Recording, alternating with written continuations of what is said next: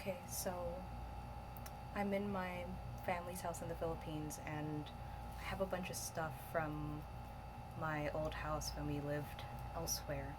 And I just found, well, there's like a whole box of it here, but I found some of my old writing and stories, ideas, um, ream of paper from God knows when, but I actually kind of think I stumbled on gold.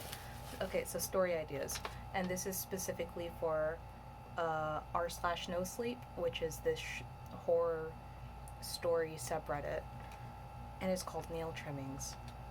Name, let's just call him Jason, has a disgusting habit of not cleaning up after himself after clipping his nails. After a horrifying discovery, he finally stops. Jason hears scratching one night, and it's loud enough to wake him up. He goes back to sleep and wakes up in the morning. And when he wakes up in the morning, he tries to find out where the scratching came from. He finds all of his nails in a pile by his bed. He ignores it and goes down to breakfast. At the end of the day, as he approaches his room, he can hear the scratching again. As he opens the door quickly and sees a pair of hands quickly scraping the pile under the bed. Thinking it's his little brother, he walks over to the bed and looks under it. Under the bed, he sees a monster with long fingernails and a disgusting grin on its face. It opens its mouth, and a collection of wet nails falls out from it. Jason runs out the room, screaming uncontrollably. And I'm not gonna lie, it's kind of very reassuring that, because I think that's slaps. I think that's horrifying. That's actually disgusting. And probably at the time, or not too long after I wrote this, I thought, whatever, this is fucking garbage. But no, I can work with this. What else do I have?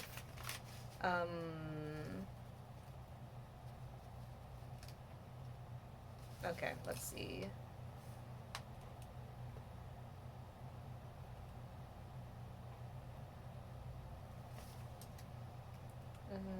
Deadline. Too young.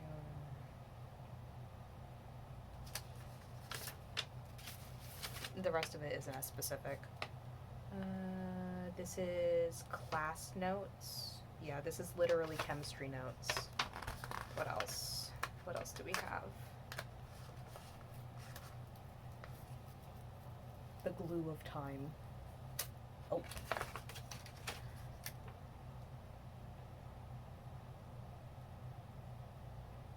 Okay, I wrote this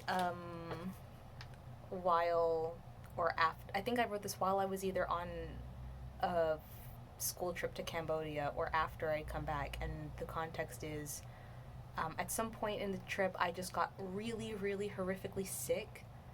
I was throwing up. I was experiencing it from both ends. It was really unfortunate, but I wrote this little, and I was thinking about this description for years, and to be able to find it and see it in my handwriting from back in the day, and even up here you can see a little note to myself that says improve your disorientated handwriting. Very specific, very savage, but apparently I can read it. So let's see.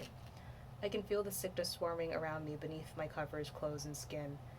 There's this relentless squirming feeling right in the middle of my torso. It's like a pond of warm fish scrambling all over each other for space. It's disgusting. I close my eyes and shut out the ceiling fan. I immediately feel disorientated. My head's spinning faster than the fan. It's interesting because whenever I remember this specific little passage that I wrote, I always thought that it was a bucket of fish, not a pond of fish. So that's editing for you.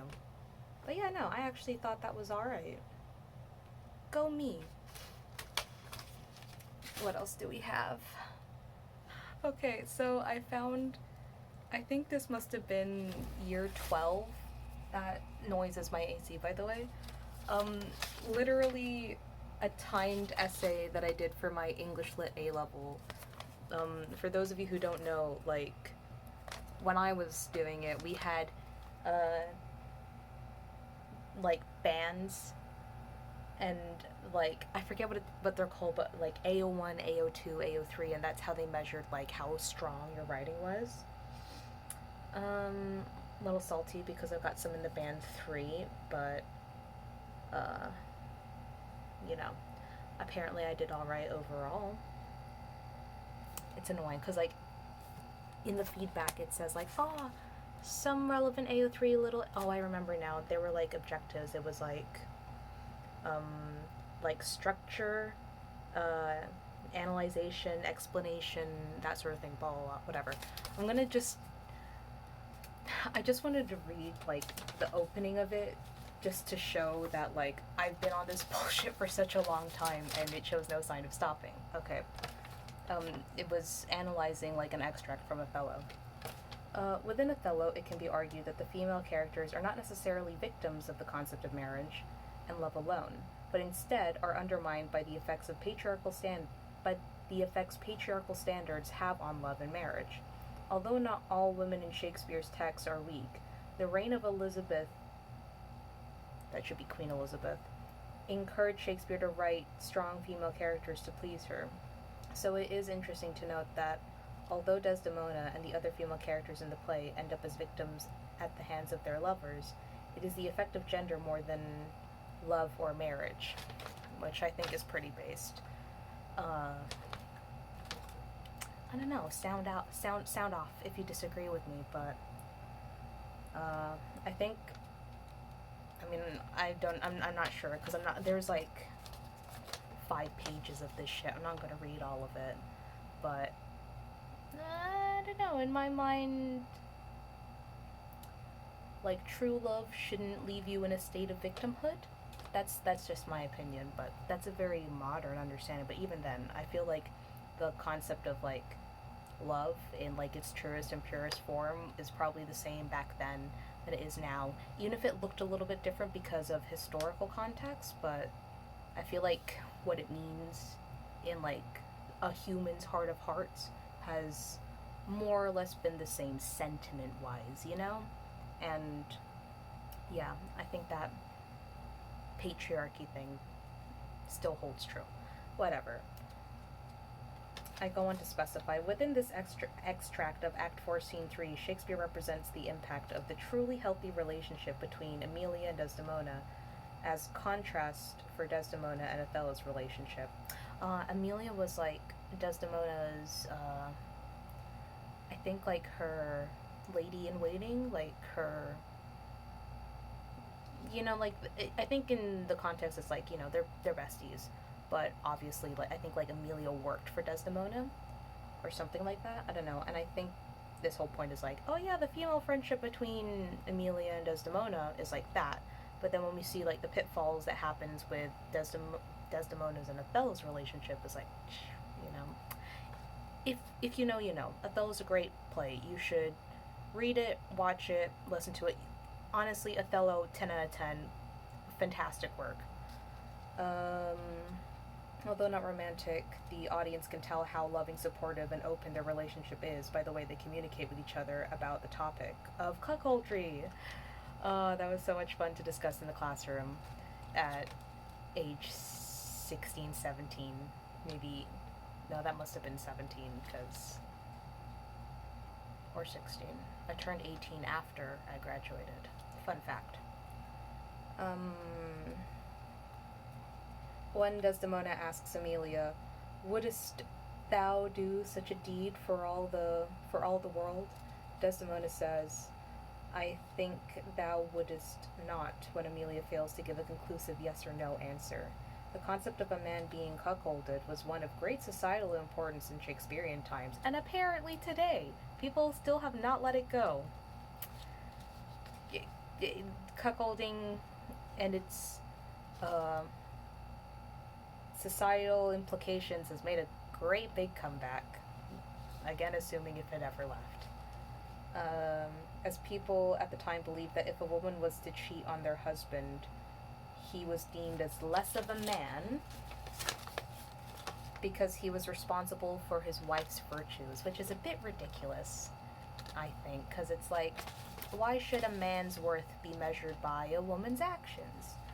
And that can be like kind of dicey, because like on one hand it's like, if you're like truly a 10 out of 10 man, then I feel like that probably would end up reflecting on his lady love, because it's like, you know, the old adage, happy wife, happy life. But also at the same time, it's like, if you're a man and you're trying to do your best to be like a good dude, but you ended up in a relationship where your lady love is constantly undermining you, devaluing you, cuckolding you, doing all of that, I think it can say something about the thing of like, bro, just leave, dump her ass, whatever. But then a bit different, even though not really. It says more about her than it does about him, and the idea that you're extensions of each other once you're married is a bit ridiculous, but I also understand where it comes from. Desdemona telling Emilia that she wouldst not abuse her husband reflects how virtuous she thinks Emilia is, despite her not having the same attitude towards the topic as her. Beshrew me if I would do such a wrong. Desdemona had values. Funny that. The honesty of their conversation is something that the audience never sees between Othello and Desdemona. Although Othello and Desdemona have staged a kiss in the beginning of the play, of which the importance of the kiss being amplified by such an action being unconventional for the stage at this time, the fact that Othello and Desdemona do not share an extended honest dialogue with each other until after Othello commits himself to killing her is emblematic of Othello's lack of trust in Desdemona. It would be so interesting to just dive back into Othello and reanalyze it now with my 24-year-old brain almost 10 years into the future and see how much of this still holds, because I don't know. At the time, I remember feeling like so big brain about like, yeah, feminism, fucking contemporary analysis, blah blah blah blah blah. Because like one of my favorite parts about like my English A-level classes was the fact that we delved into like the historical context and, you know, just the surrounding, just like the factors that would have influenced Shakespeare and like what life was actually like at the time. Or we talked about all that stuff in the lead up to writing our exams, and it was the best part for me, because it's just like, oh my god, this all makes so much more sense now.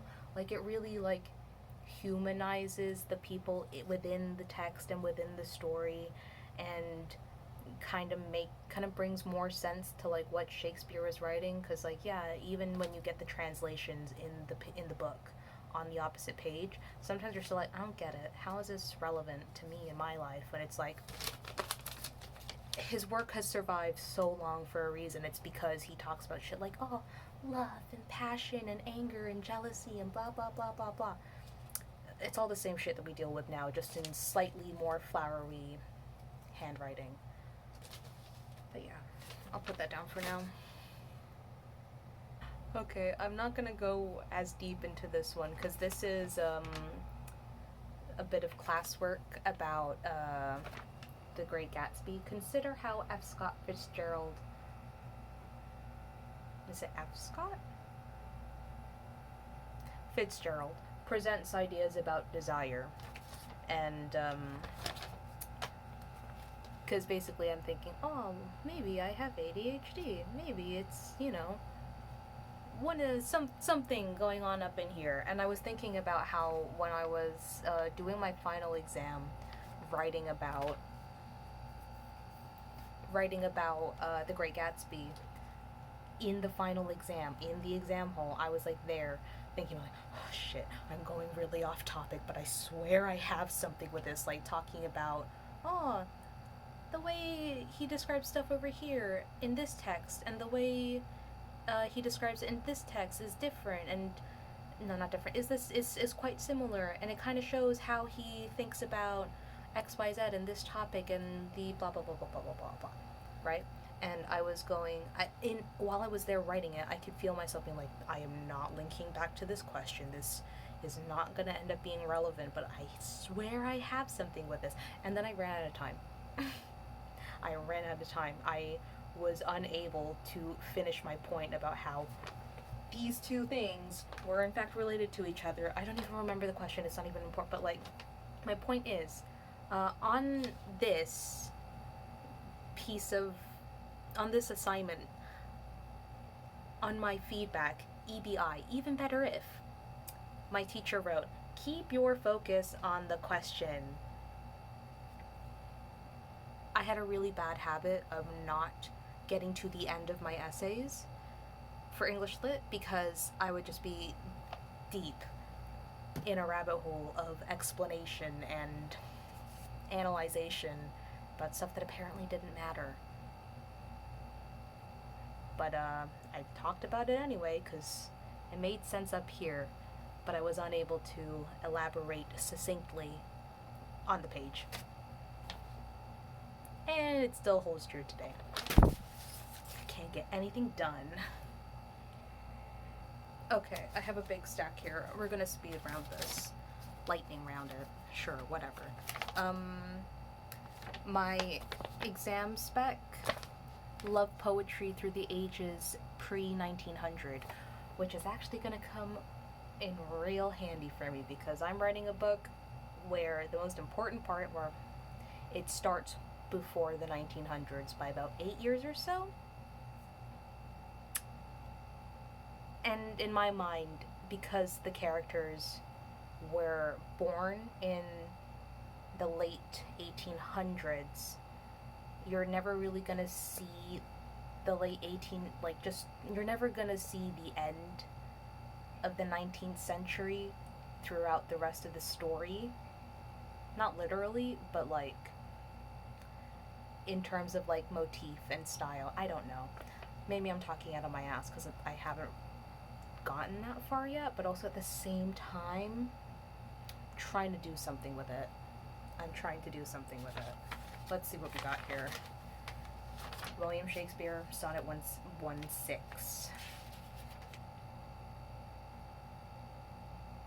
Honestly, Shakespeare just slaps. He's stayed relevant all this time for a reason, and I hope he never stops being analyzed in schools. At least in British schools. You know what I mean? Like, the English, like, as far as English heritage goes, we should know about Shakespeare. We can learn a thing or two. Okay? That's just me. Okay, right. John Donne. This fucking guy. The Flea. Saucy. Andrew Marvell, To His Coy Mistress. Honestly, this one didn't resonate with me a lot, but maybe I can read through it again. Also, it's funny how, I mean, I understand they're probably going chronologically, but this booklet is pre-1900s, and we're going all the way back to, like, the 16th and 17th century. But I know that there's some 19th century stuff towards the end here, so bear with me. Richard Lovelace, The Scrutiny. Transgressive love, betrayal, courtship, lust are the notes I have at the top of this text. I don't know, but the name Lovelace slaps. John Wilmot, Earl of Rochester, A Song, in parentheses, absent from the...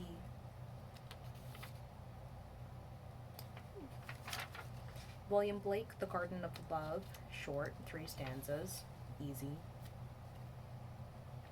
Very romantic and flowery. It's called The Garden of Love.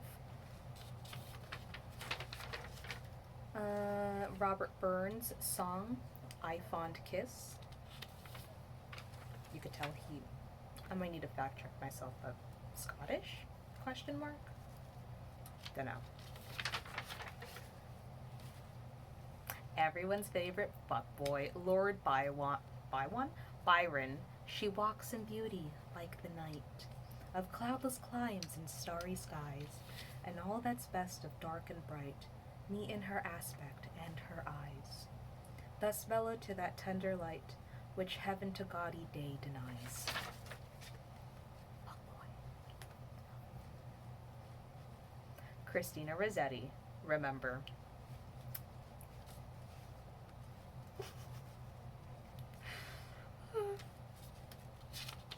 And the first female poet of this entire booklet. Thomas Hardy, The Ruined Maid. I'll get back to it. I never actually looked over this one. I have no notes whatsoever on this one. Thomas Hardy, At an Inn. Actually, this one's interesting. This one I should actually go back and read at some point, because this one also doesn't have notes either. But just the opening of it. When we as strangers sought their catering care, veiled smiles bespoke their thought of what we were. They warned as they opined us more than friends, that we had all resigned for love's dear ends. The vibe is he's meeting his girl at the local inn. They didn't know each other well, maybe it wasn't his girl. It says here, when we as strangers sought their catering care. Maybe they met at the inn, got to talking, and like the staff were there like, none of our business. How you doing? Have some tea. I don't know. Again, I'd have to come back to this one. John Keats, La Belle Dame Sans Merci, a ballad. I totally butchered that pronunciation, but I don't care. It's probably more like song. I don't know. The title's in French. John Keats. What else? Man, this is long. And the last one in this booklet is, the title's in Latin. Non sum quelas eram bonae sub regno Cinere by Ernest Dowson. Sinara. I remember reading this. Oh, Sinara. Like, this dude, Ernest Dowson, just crying out into the night for Sinara. If I'm remembering rightly, Sinara is either A, like a real person that he knew, which I don't think is the case, or Sinara is the name of some, like, goddess from one of the mythologies. I don't know. If someone would like to fact check me, feel free. It's been a long time since I've been over any of this material, but you know what?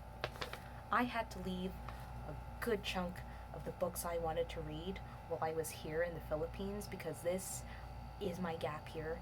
I'm doing it. Well, maybe we'll see. It depends if I manage to stick it out here for a year. But I had a big long reading list, and I had to cut a bunch of it off because I just did not have the baggage allowance for that many books in my suitcase. So my reading list is quite limited and also very heavily centered around research for my book. Yay! That sounds sarcastic, and it kind of is, because it's all like, so much of it is research, so much of it is centered around research, but also on the other hand, it's all interesting. Maybe that's another video, but we'll see. What else?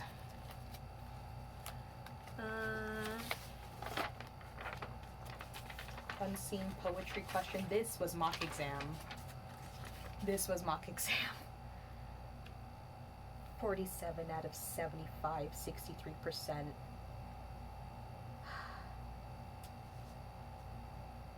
Take care not to misquote. Very little AO4. AO4 is connections across texts. Damn. Maybe I shouldn't be going over all of this stuff, because, like, at this time, academics were pretty much, were a very significant portion of my life, because I was spending the majority of my time in school, and English literature was one of the only, well, by this point it was my A-levels, and it was one of the only subjects I was doing, but, like, I cannot express how much English literature mattered to me during my A-levels. Like, it really genuinely, like, opened up my world so much, and, like, deepened my understanding of the world around me through these texts written, like, hundreds of years ago, at the oldest, as well as like really enriched like my emotional sphere when it came to like reading stuff that was a bit more contemporary, but also based on events that happened generations ago.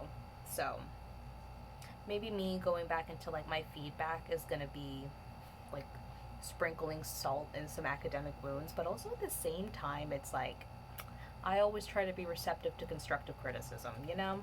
But also at the same time, 63%! Anyway, what else we got? This is just an essay question.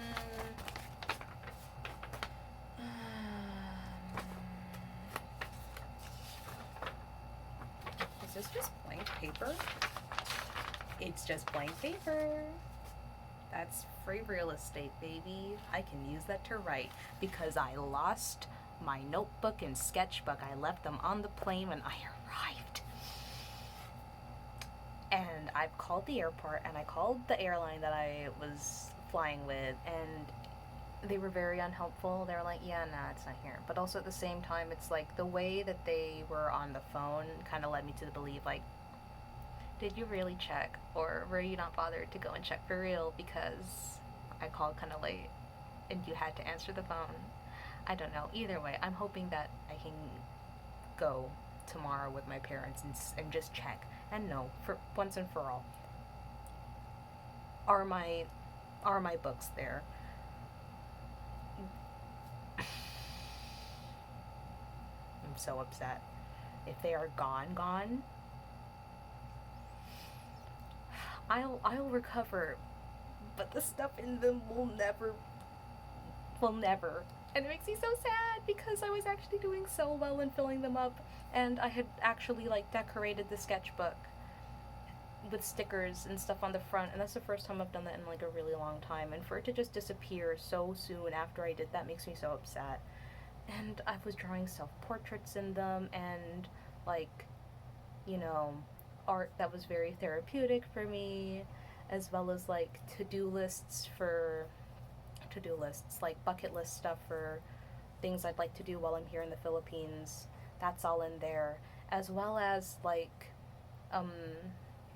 writing exercises I was doing for my book. They were in the notebook. And, if I lose them, like full on, I feel like I've already kind of accepted the loss. I've taken the L, but also at the same time, it's like, if you know, you know. It makes me so upset. Another essay about obsession.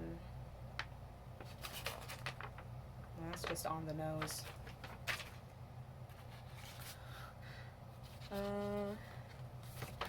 I think this is media studies. Oh, cool. Oh, yeah, this is media studies. This was me trying to plan for my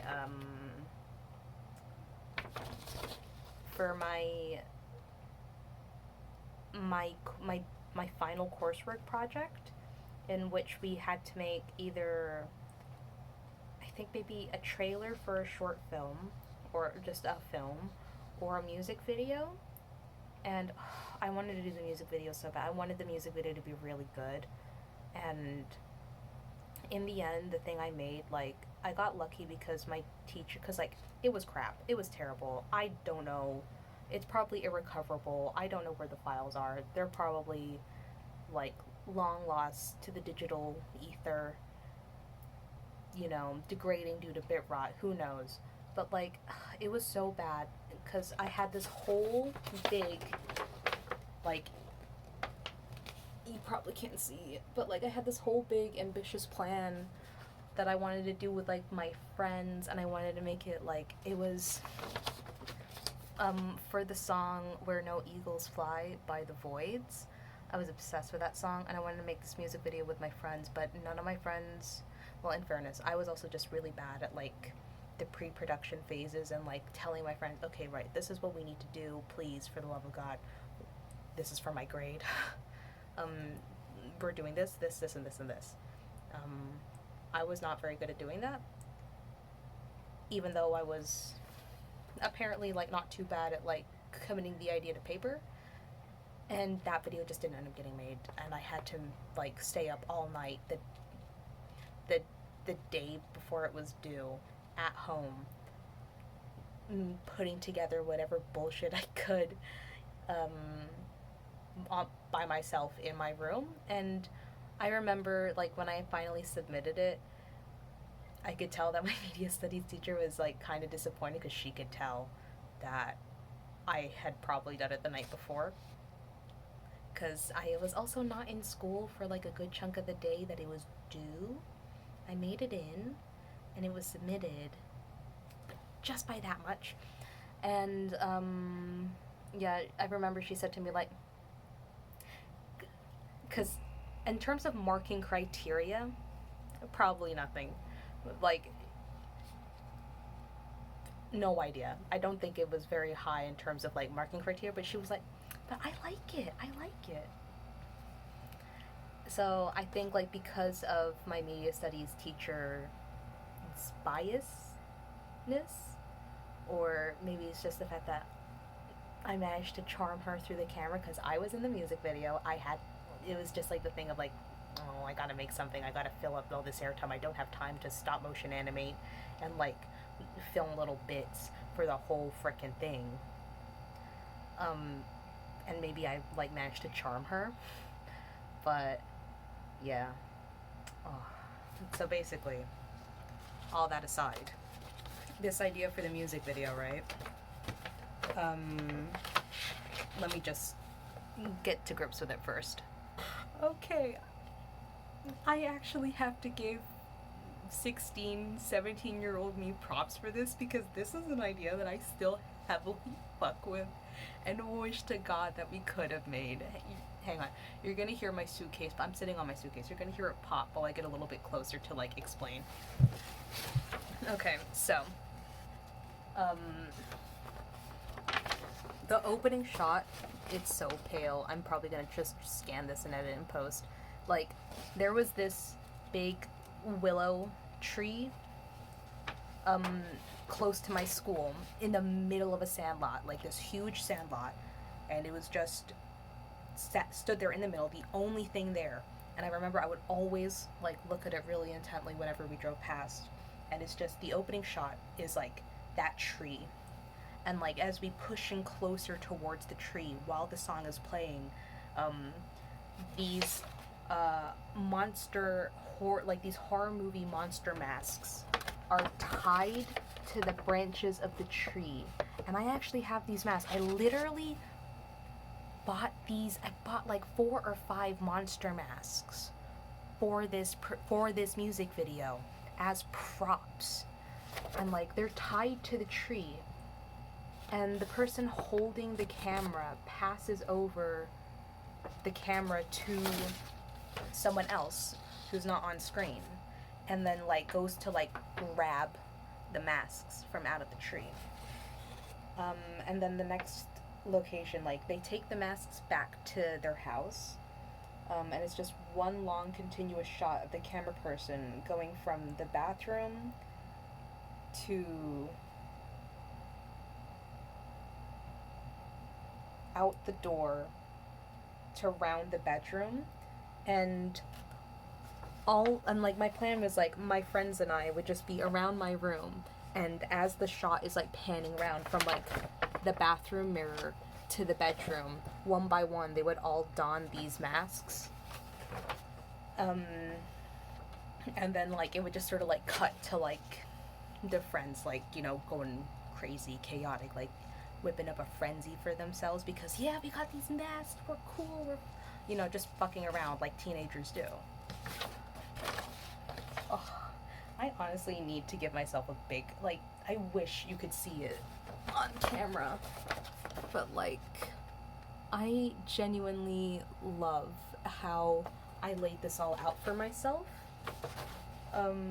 But yeah, then they end up doing shit like they're sitting in shopping carts, like trolleys, racing around, like, supermarket parking lots. They're, like, running around mall car parks, like, walking through empty tunnels, sitting down at Denny's, you know, eating food, like, Monster Mash style, like, the night after the Monster Mash. like with all these masks on, just chilling in like a diner booth. And then in the song, there's this part where it goes, "Meet Brennan." I'll edit it in, but like I also have like bam jump scare, like in the storyboard where like the werewolf mask just comes out during that, um, during that part of the song. Hard cut to characters walking out of the gate on a handheld camera, like, you know, walking out the house gate out into the world. Characters dwindle down the street. About a quarter way down, they start playing Ding Dong Ditch. So it should have been the other way around. Like, they walk out the gate first. It's the shenanigans start off like, you know, small, light, harmless, and it's pretty harmless all the way through. Like, nowhere in this storyboard do I have them like, you know, irreparably damaging anybody. Like, no one's getting beat up. Nothing's getting vandalized. It's all very tame. It's all very teenage shenanigans. But I don't know. Maybe if I were to go back and do this again,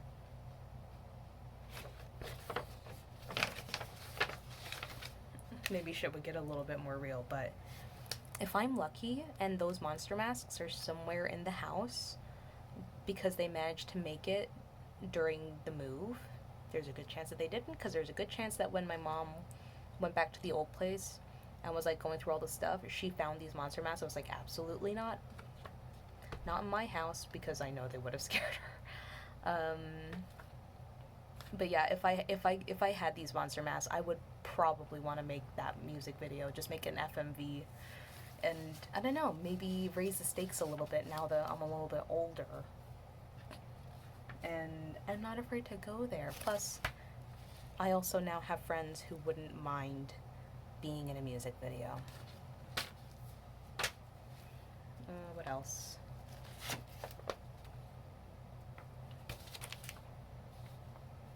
ICT.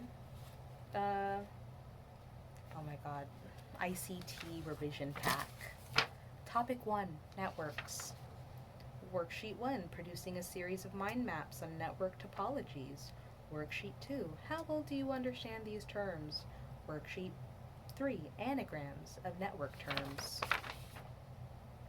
Oh my god, yeah, we literally had to...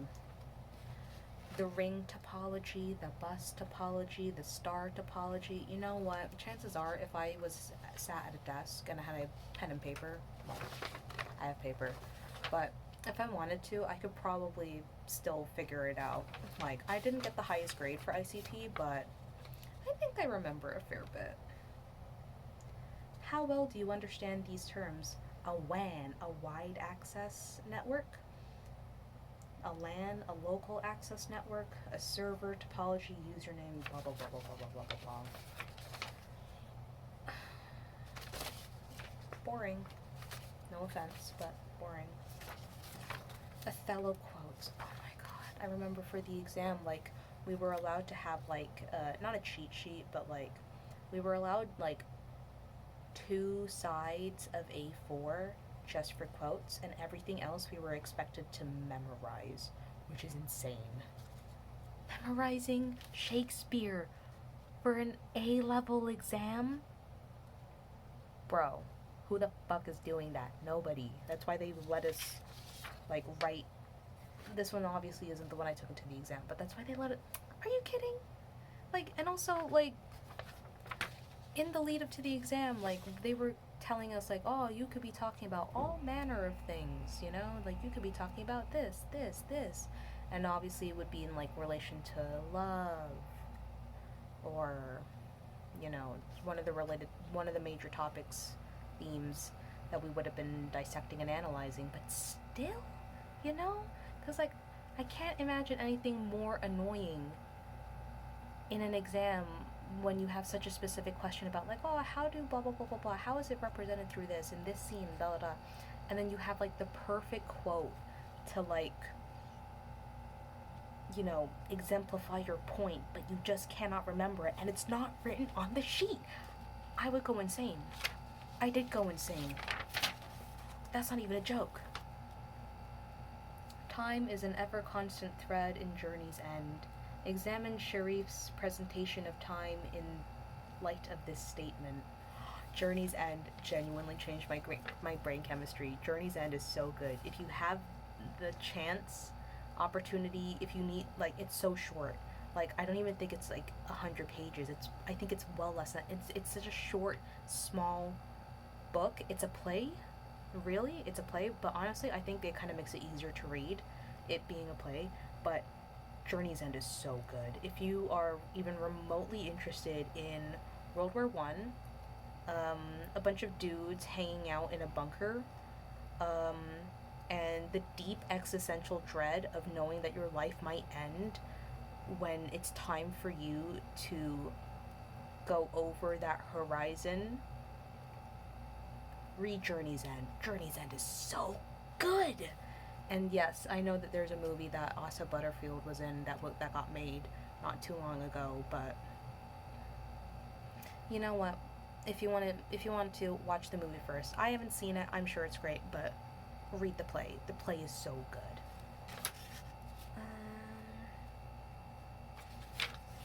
Why not? We're already at 41 minutes, and I can edit this out. Within Journey's End, Sharif quickly establishes that time is of the essence for this cast of characters, as the establishment of the attack as an impending plot point acts as the most recognizable aspect of war for the audience members. However, considering that the play takes place over the course of 3 days, the effects of waiting for the attack are subdued to increase the dramatic tension throughout the play, as keeping the characters the central focus of the play instead of the conflict makes the event more climactic. The way Sharif introduces the nature of the oncoming conflict reflects how waiting and anticipation is a constant on the front line. As Hardy says, by the way, you know the big German attack expected, and I'm not gonna do it, but for context, the whole premise, I guess, the whole, like, the context, the setting of Journey's End, basically, it's 3 days before the very end of the First World War, and it's just this little squadron in their bunker, in their dugout, just waiting to go over the edge to fight the battle of their lives, where they will probably die. And that all happens before the armistice is called. But they didn't know that. But yeah, okay, my phone storage is running out, so I've got to cut this here. My room is such a mess, but it was very nice, going down this rabbit hole through my own little personal history and other authors' and writers' work, sort of, in the midst of it. But yeah, I'll leave it there. Hopefully this edits well. Who knows? I probably won't be able to use any of it because of this fucking AC. Good night.